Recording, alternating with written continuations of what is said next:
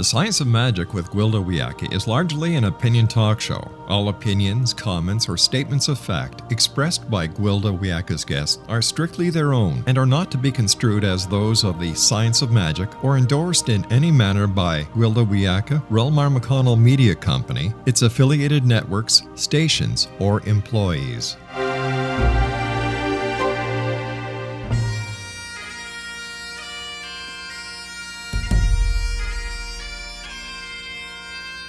Welcome to the Science of Magic with Gwilda Wiyaka, a program dedicated to uncovering the unified nature of reality and humanity's ever-evolving place as truly galactic beings. For more information on the Science of Magic with Gwilda Wiyaka, visit us online at www.thescienceofmagic.net.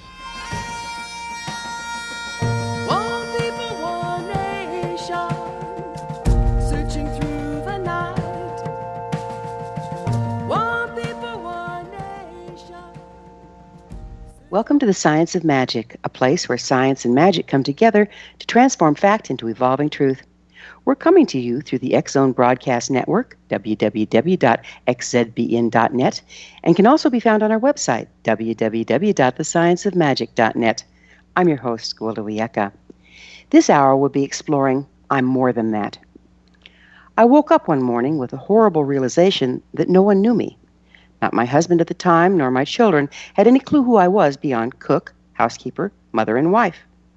My parents only saw me through their own misplaced guilt, therefore I had to be perfect, forever the maiden. My clients saw me as their surrogate mother, while my students embraced me as their wise crone. It was a sobering moment when I realized I was not only unknown to those closest to me, but to myself as well.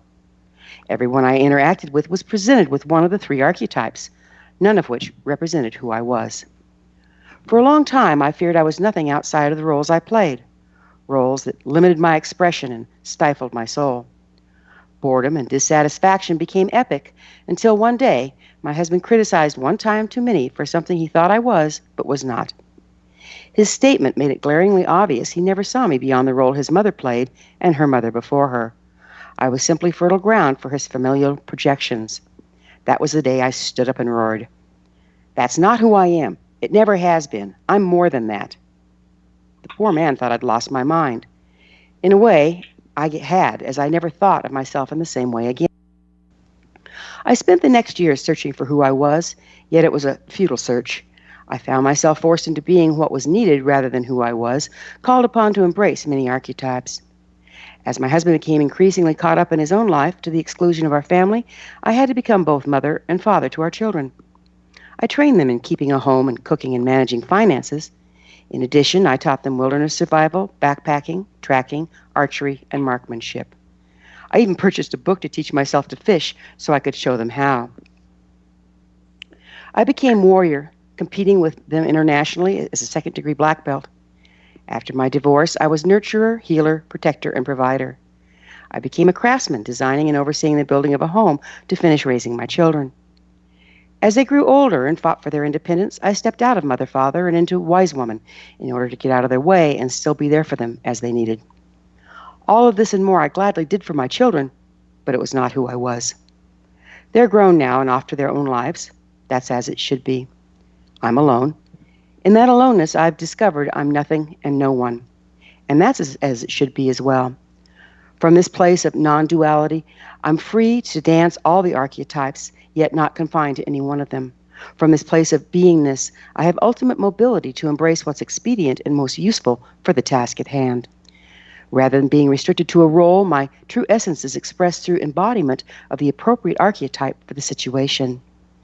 When I visit my daughter, I'm grandmother. With my son, I'm friend. I can be crone for my students and mothers for my clients, but in and of myself, I'm nothing. Even while caught up in raising my children, I've been driven to bring truth and healing to those around me. I've always understood we've all been restricted to roles, identities, to the exclusion of our inherent glory. This is the time that old illusions shatter, the days the truth can't hide. Having always wanted to be of service, I thought to do the best I could for this world in transition, give it all I had to give, and then slowly fade into obscurity. Yet I'm finding life has other plans for me now, for you see, I'm more than that. Our guest this hour, LASARA FIREFOX ALLEN, is the best-selling author of Jailbreaking the Goddess, a radical revisioning of feminist spirituality. LASARA provides tools for transformation strategies for embodiment, creating vibrant spaces for personal and collective liberation. Her coaching and teaching weaves together themes of empowerment, embodiment, body positivity, sexual liberation, feminism, and owning our whole selves. LASARA has been proprietor of a thriving online teaching and coaching practice for over a decade. She's helped hundreds of clients through their major life transitions. Her entrepreneurial training for Wild Hearts program is rooted in the joy she derives from helping clients find their purpose and make their mark. After this commercial break, I'll introduce LASARA, and together we'll explore archetypes, embodiment, and liberation. So don't go away. You're listening to The Science of Magic. Prior innovative episodes can always be found on our website, www.thescienceofmagic.net.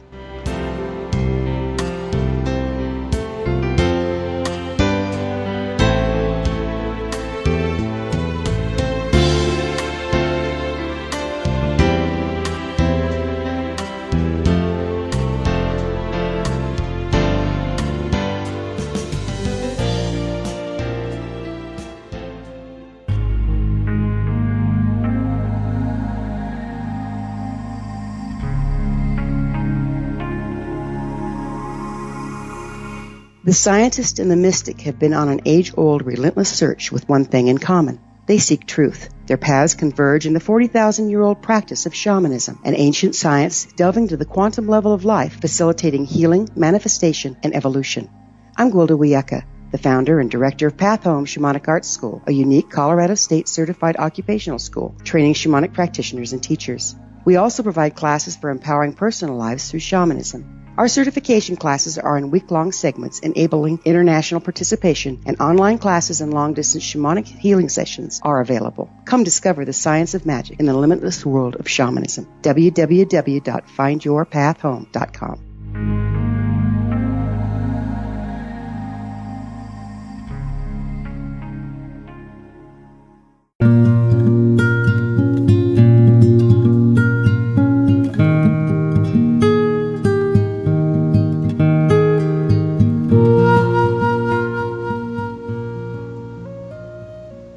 Welcome back. This is The Science of Magic, dedicated to unification and evolution of consciousness.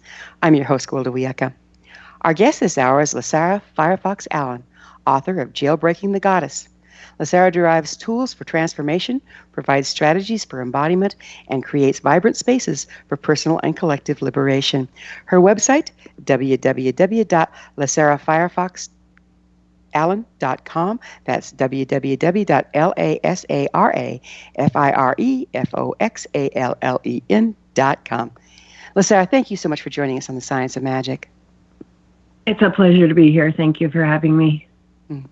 Let's start out by defining archetypes as you see them. Well, so in Jailbreaking the Goddess, I put forth a model of 5 archetypes, or even they've been experienced by many as more along the lines of entities or goddesses, but I do configure them as archetypes, and I think that it's really useful for us to have access to them. So those 5 are Femella, she's the child; Potens, so we can look at this in a linear manner, but also I'll talk later about the non-linear application of the 5. So I'm going to tell you in the linear trajectory. So Potens, if we're looking at it in a linear context, Potens is like the young person getting ready to leave her home or striking out on her own in some way. Potens means strength or able to do. And then we move to Creatrix. Now, Creatrix, the reason I chose, in the process of choosing these terms, I looked at a lot of different possible words to call these different aspects.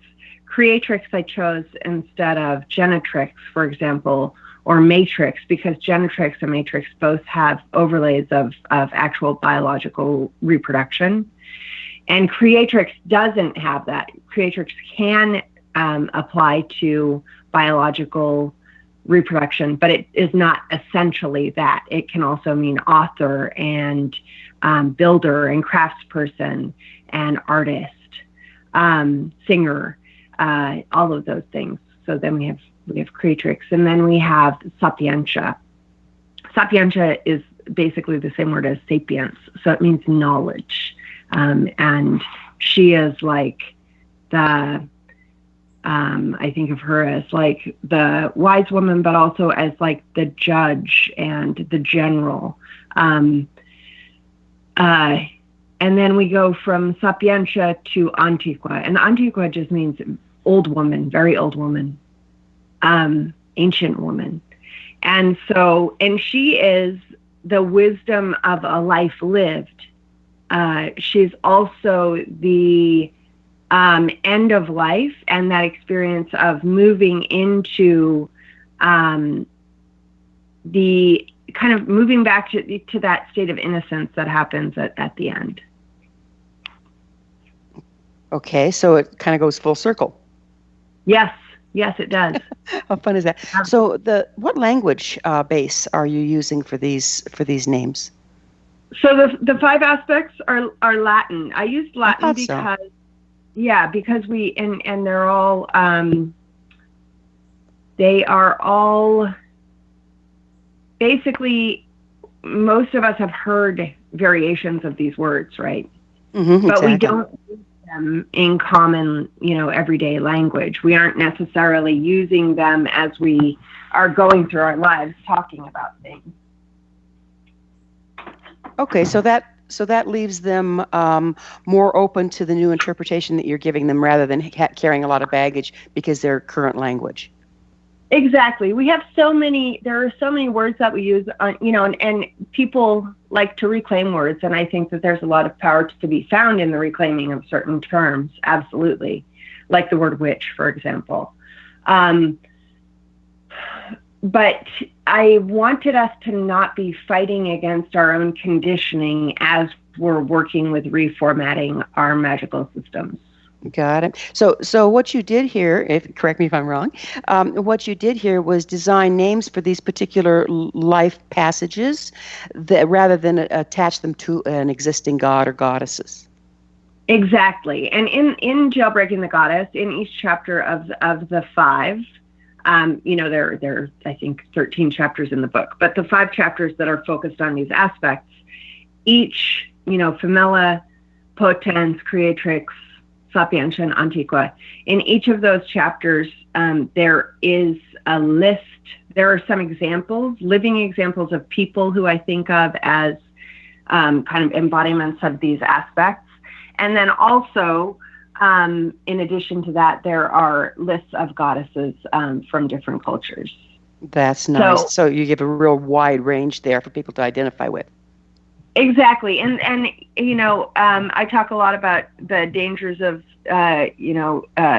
cultural appropriation and how to avoid that. So I'm totally not suggesting that people just read through those lists and start willy-nilly, using goddesses to represent that they don't already have a relationship with. But the flip side is that, representation is essential. And as a person in the community, I've been listening to people in the community asking for more representation. And so drawing in different cultural representations felt important to me so that we can all see us in her. Makes sense. Hey, could you give examples of how people act out archetypes, even if they don't know about them? Sure. I think, we can look at it even at like the cultural level of like what we, what we put onto cultural, pop culture icons, for example, right? So let's see, what's a good example? So one of the reasons that I'm offering this 5-fold model, right, is to move away from the biological predetermination of what it means to be a woman. And you kind of touched upon that in your initial presentation today, right? With your talking about how people were putting a lot of ideas of who you should be or who they thought you were onto you. And we do that all the time. And so we can think of, like, in pop culture where people really resort to, like, the, good girl versus the siren or the whore, like actresses, right? Where we're putting them on that pedestal. They're either perfect and pure and et cetera, chaste, all of those, sex negative ideas, or they're somehow sinister, right? So, and then also once we've been handed that, like we all know, had a friend or knew a girl in school, right, who everybody said was this or that or the other thing, who was being shamed basically for being sexually expressed, right? Right. And once that happens, that woman doesn't own her sexual expression anymore. Gotcha. Right? Yeah. So basically, by shaming that person's expression, we steal it from them. Basically, we disempower their expression. So the fivefold model is very much about allowing people to define those stages for themselves. So there's a lot more open space. Do you see people moving back and forth through the stages depending on what's going on in their world? And would you speak to that? Absolutely, yeah. So one of the things about the threefold model is linear because it's biology based, right? So we have the maiden, mother, crone archetypal system. That's linear because maiden. I mean, if we're relying on biological designations, maiden is pre-menarche. Mother is that period where we're bleeding, and then crone is after we've stopped bleeding, right? Right. So the fivefold model is not based in our biology because we're more than that. We're more than biology, right? And so we are not basing the five in biology. We're basing it in the lived experience of womanhood. So the five are not linear necessarily because, for example, you might be experiencing multiple aspects in one moment, like during the dying process of an elder in your community. You might be experiencing, someone who you grew up with as a child. You might be experiencing both femella and antiqua, right? Right. They might both be present for you in that experience because you're remembering being a child and how this person influenced you, right? But you're also shepherding or midwifing the process of dying, right? So you're experiencing both ends of the spectrum. You might be experiencing femella in a new thing that you like doing a lot, like I'm learning how to play ukulele, and I just started playing Pokemon Go with my kid. So there's a very kind of pure childish joy to be found in and that's really helpful for me because I have a hard time taking time off from work, right? So if I have a thing to be doing, it's easier for me to not work for longer. So I found this about myself. So playing ukulele or going and playing Pokemon Go or whatever it might be really allows me to experience that childlike glee, that allows me to stay focused on the moment. And that's one of the real gifts of the child of femella is that presence in the moment. And at the same time, you might be present in, like with the book coming out and being, getting a lot of notice and I'm working a lot, I'm paying attention a lot, and I'm listening to the community and getting the feedback. And so I feel like that's both creatrix and sapientia at the same time. So we can dance more than one at the same time. This is getting intriguing. We're going to have to take a commercial break. LASARA and I will return to our discussion after this short break. You're listening to The Science of Magic on the X-Zone Broadcast Network, www.xzbn.net. I'm your host, Gwilda Wiyaka. Previous broadcasts of thought-provoking episodes can always be found on our website,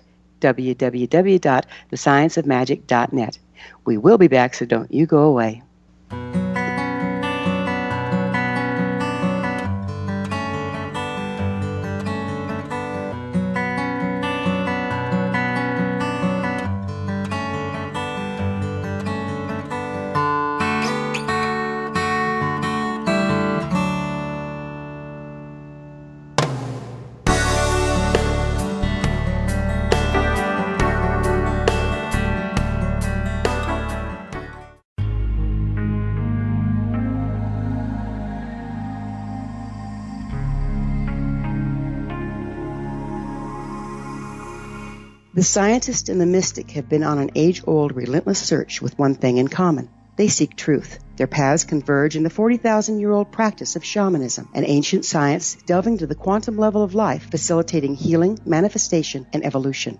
I'm Gwilda Wiyaka, the founder and director of Path Home Shamanic Arts School, a unique Colorado State certified occupational school training shamanic practitioners and teachers. We also provide classes for empowering personal lives through shamanism. Our certification classes are in week-long segments enabling international participation, and online classes and long-distance shamanic healing sessions are available. Come discover the science of magic in the limitless world of shamanism. www.findyourpathhome.com.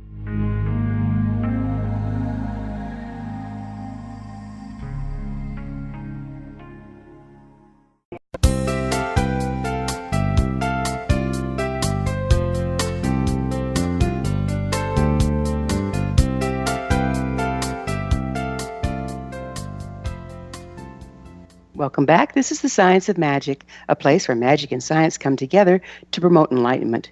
We're coming to you through the X-Zone Broadcast Network, www.xzbn.net.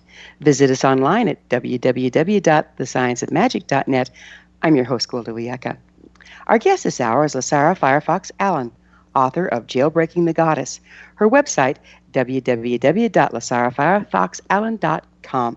LASARA, we were getting into how you can be not only moving up and backwards and forwards on the scale of archetypical expression, but embracing more than one at once. Do you find that as difficult, or do we just automatically do it?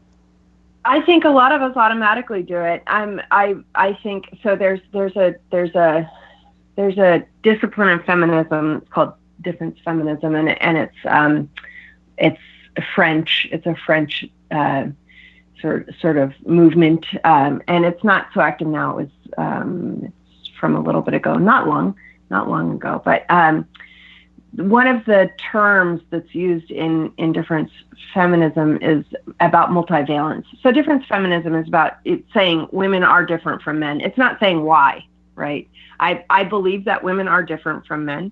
I believe that a lot of what we experience as womanhood or manhood, as the masculine and the feminine, are socializations. So, I'm not, when I say women are this way, I'm not saying that we're created or destined or born that way, but it is the result of how we were brought up. And some of it, of course, is biological, but we don't know how much of it or what parts. And so it gets really tricky when we start saying things are based in biology when we don't really know. So I want to stay away from that. But I do want to say that, women and men are different. We're treated differently. We behave differently. We respond to information differently. We process information differently. So one of the terms in difference feminism, one of the terms that's talked about that's used to describe the difference between men and women is that women are multivalent.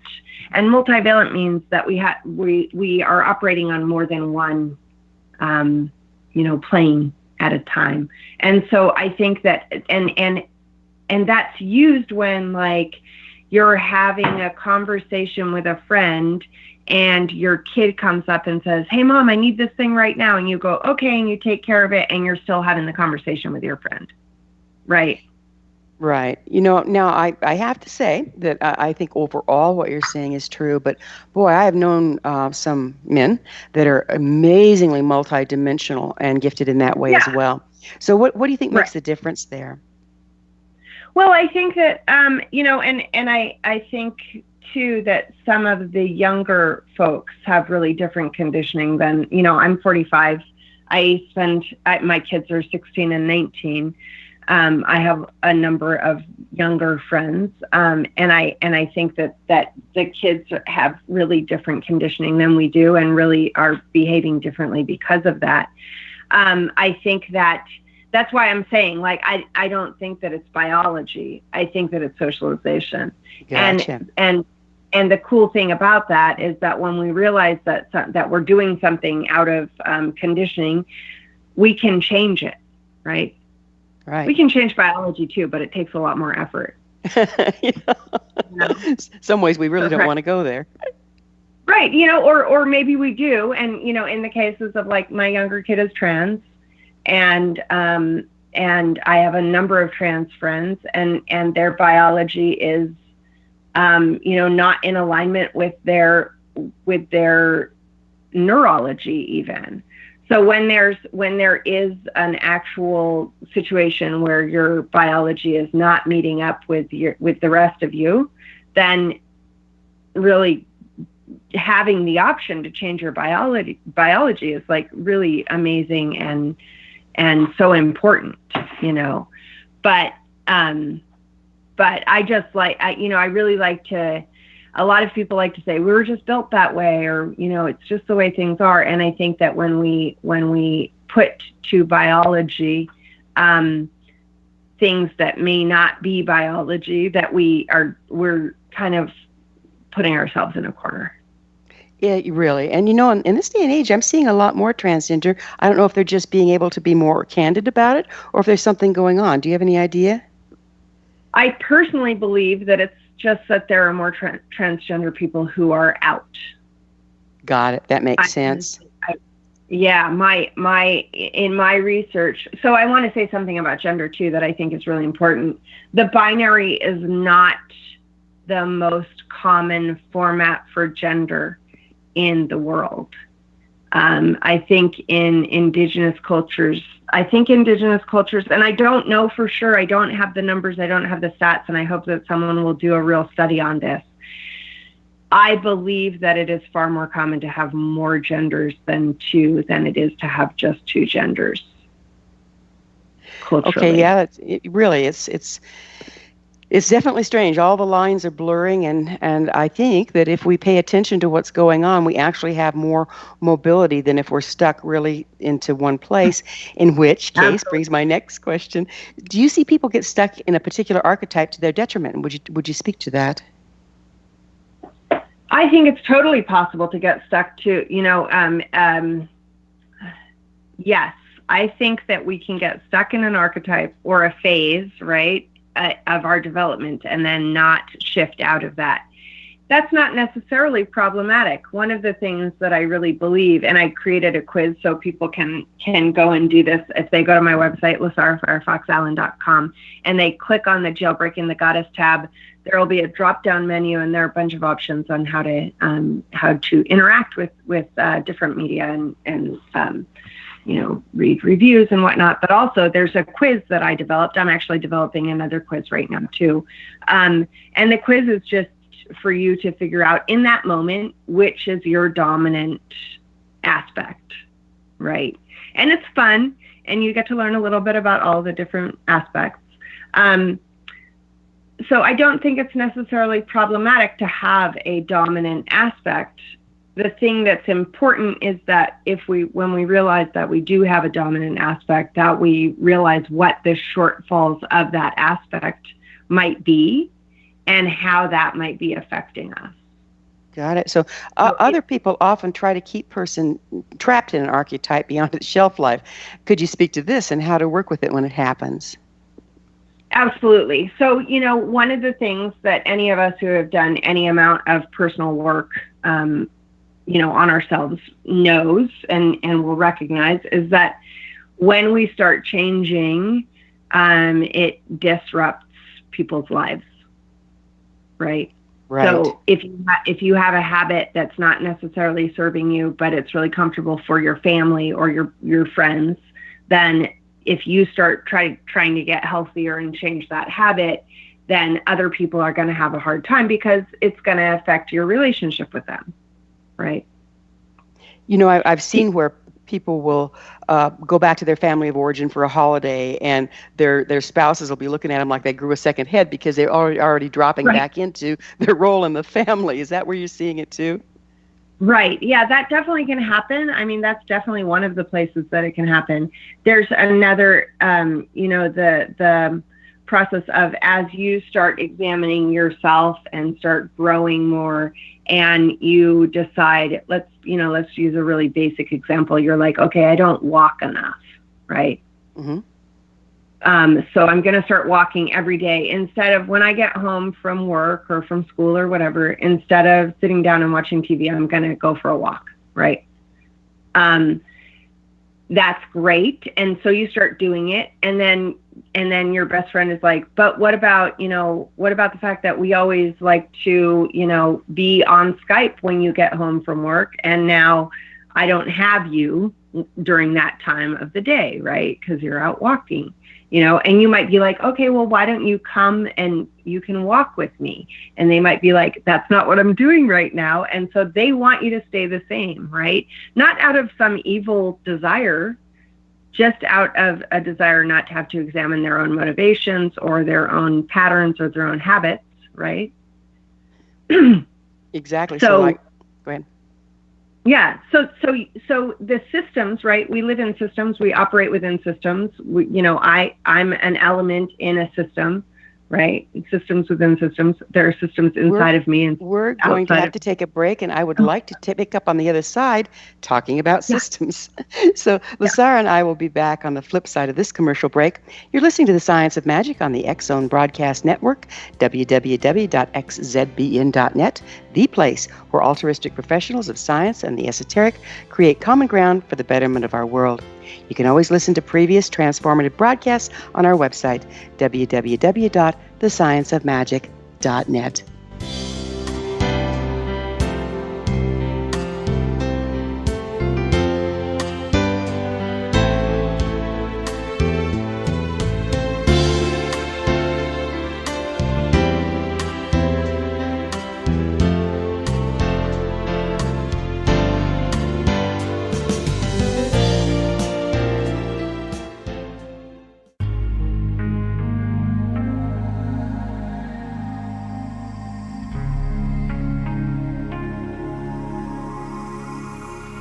The scientist and the mystic have been on an age-old, relentless search with one thing in common. They seek truth. Their paths converge in the 40,000-year-old practice of shamanism, an ancient science delving to the quantum level of life, facilitating healing, manifestation, and evolution.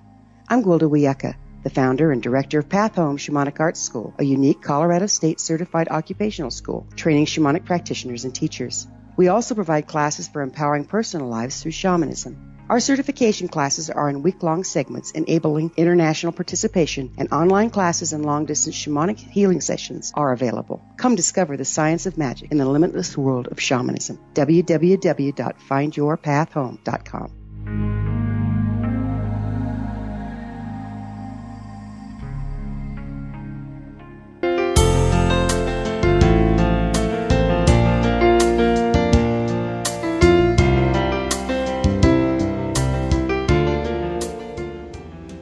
Welcome back. This is The Science of Magic, bringing together gifted people of service to the world.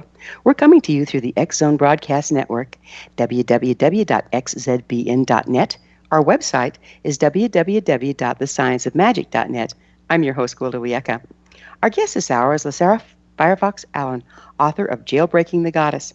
Her website, www.LASARAFIREFOXAllen.com. LASARA, we were going to pick up talking about systems, so would you mind? My pleasure. So we exist within systems, and we have systems inside of us, right? And so we can affect change starting at any point, and whether we intend it to or not, that first step, that pebble in the water will affect all the systems that we touch. So people are invested sometimes in you remaining the same. So I offer an initiation cycle based on the work in this book, in Jailbreaking the Goddess. And the first 2 weeks of the course, it's a 7-month initiation cycle.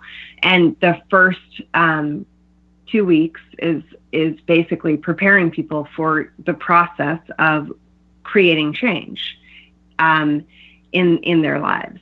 And so one of the things that I really encourage all of my students to do is to talk to the people that matter to them, right? To get them on board, to enroll them in this process, because one, it will affect those relationships and two, any kind of endeavor of personal growth that we embark upon, it is essential to have support systems in place, in my opinion. So that's, systems, being aware of the systems that we're operating within is important. And so another area that I want to talk about as far as like the systems idea goes is when we have a spiritual system, right? And we have political values or ethics and, social values and ethics, right? Hopefully our political and social values and ethics line up, right? Right. So, but not always. And so that's one of the areas when I'm working with clients one-on-one, I do a lot of work with what I call, like your daily value systems and your ideal value systems, because sometimes we're dealing with an interrupt. Sometimes our ideal values and our pragmatic values are not aligned. And that creates a fair amount of stress or angst, doesn't it? Absolutely. And so then when that's the case, we'll find ourselves actually actively working against ourselves. Exactly. Right? I would like to have you address for our listeners, how can a person use ritual to transform from one archetype to the other, or to more fully embody an archetype? That is a good question. So in Jailbreaking the Goddess, I offer three, basically, what you can consider them 3 degrees of ritual. As a format, I offer a format. I give a lot of flexibility. I really encourage people to own it and change it so that it fits their own sets of values and aesthetic. And the first ritual is basically like introducing yourself to that aspect and inviting her to be present. And then the second is a process of initiation. So, you're pledging to learn from her. You're saying, how can I learn from you? What, show yourself to me, and I will do works for you. And then the third is dedication. So if you find that one of these aspects, or you might dedicate yourself to all of them even, but if you find that one, for example, is definitely your predominant mode, you might want to do a dedication ritual. And at that point, you're committing to being her hands and her, her manifest entity in the world, to doing her work and allowing her to work through you. So there are actually a lot of different techniques that I offer in the book that will help people to use ritual and ritual practices and magical practices to get to know the aspects more deeply.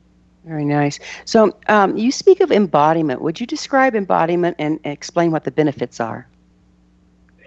So I want to talk a little bit about 2 different aspects that I think of when we're talking about embodiment in this context. One element that I think is the most important is that we, as a culture, we are trained to override our physiology a lot.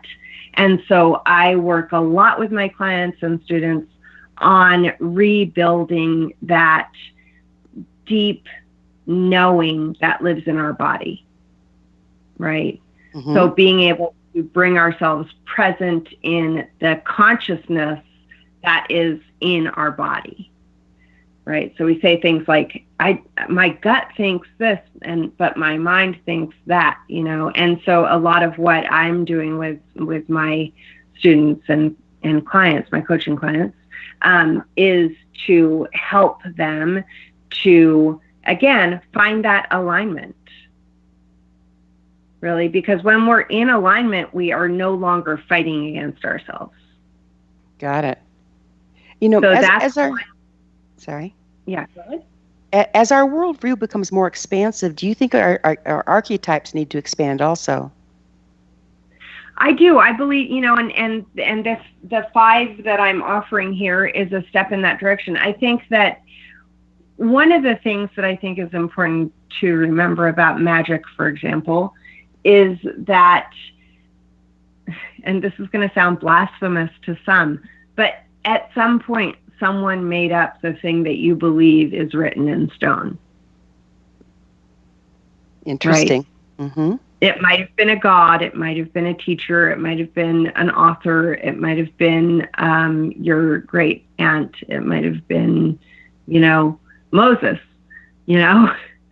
But at some point, someone made up the thing that you believe is incontrovertible.